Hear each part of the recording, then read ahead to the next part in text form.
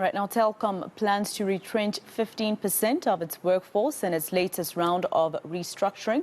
The country's third largest mobile operator has been struggling for years with a steady decline in its legacy fixed line business. It's understood that an internal memo cited the impact of sustained power cuts on the company's costs. The group also says it's been challenged with managing the costs associated with different technologies. To discuss this further now, I'm joined by General Secretary of the Communications Workers Union, Aubrey Tshabalala. Mr. Tshabalala, thank you very much for your time here on eNCA. So I understand that there was no solution that was made to make sure that the 15% workforce doesn't lose their jobs. Well, good morning to you and the viewers as well at home. Firstly, we got the notice yesterday in terms of Section 189. And the notice basically means that there will be retrenchment in the Telkom. The process will have to now to start by CCMA issuing us a date to engage in that particular process. So at this point in time, we have not come to a stage where we can say there's a solution to avoid retrenchment or to continue with retrenchment. But as a union, are you planning to fight against this? Absolutely. We think the decision is really outrageous. In fact, it's a trend now. I'm sure the media house should pick this up, that every 2 years Telkom embarks in a process of retrenchment. It started in 2014, and this project have directly shown that the Telkom executive management is unable to turn things around.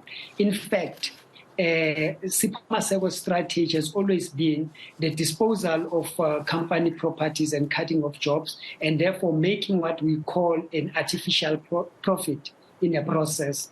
And that on its own has now shrunk Telkom from one of being the giant in the telecom sector to just be one of those. I'm talking in Africa. Now it's just one of the telecom sectors in South Africa, not even making a significant impact according to its competitors. Now, this artificial profit, in other words, it's creating an environment where workers, when you cut jobs, when you dispose company properties, you then appear as making money. But we'll make an example. Telkom itself has been in a process where, when Sipho Masego took over, was having a net debt of about 554 million rands. When he left in 2022, it's a debt of 16 billion rands, which shows that the strategy is failing. And, you know, of the 1,700 or so workers, 1,768 workers, according to Telkom, how many do you represent? Well, up until we get the actual list, and the departments that are there, it's only that time we'll be able to determine what is the number of our members that we represent. But together with the SACU, the union that is there in Telkom, we are almost at 70% representation in Telkom. So we are a majority union.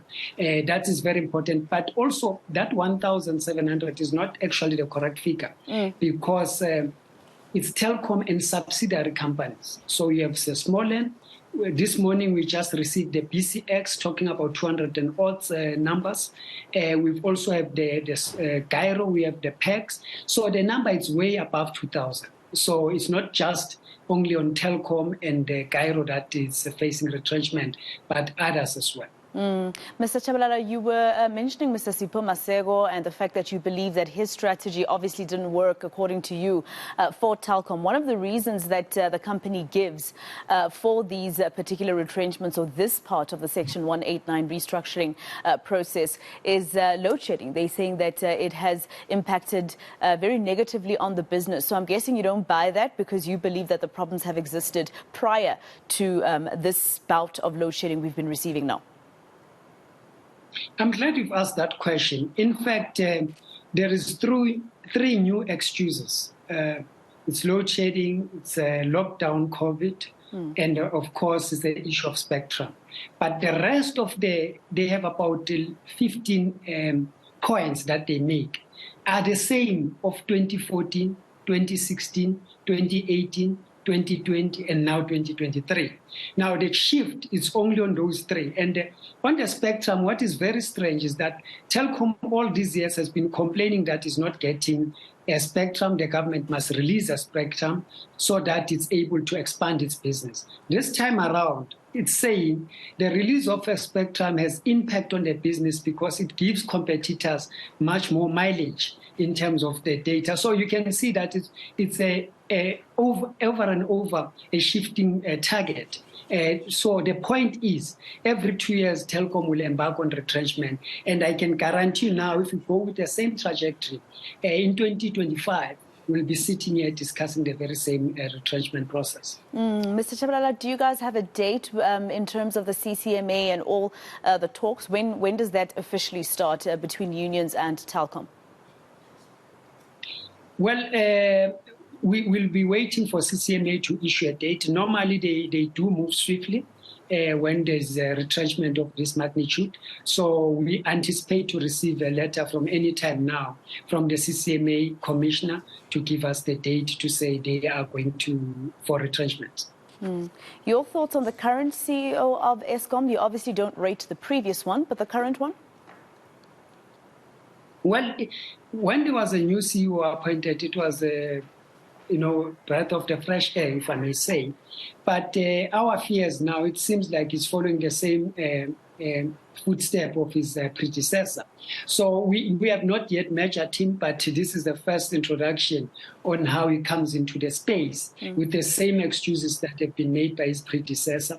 So we might as well conclude to say, because he have learned from his predecessor, he might as well be following the same prospect.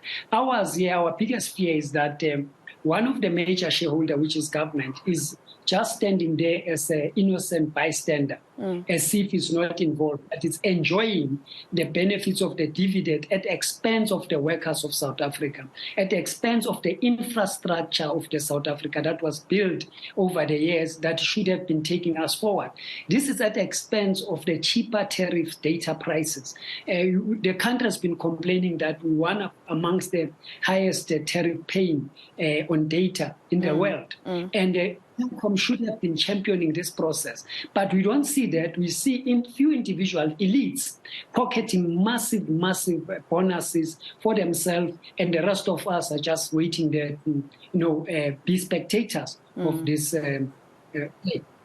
All right, Mr. Tshabalala, we'll catch up with you in a few weeks, maybe, or days, just to speak to you about the kind of talks that have been brought to the table. That was General Secretary of the Communication Workers Union, Aubrey Tshabalala.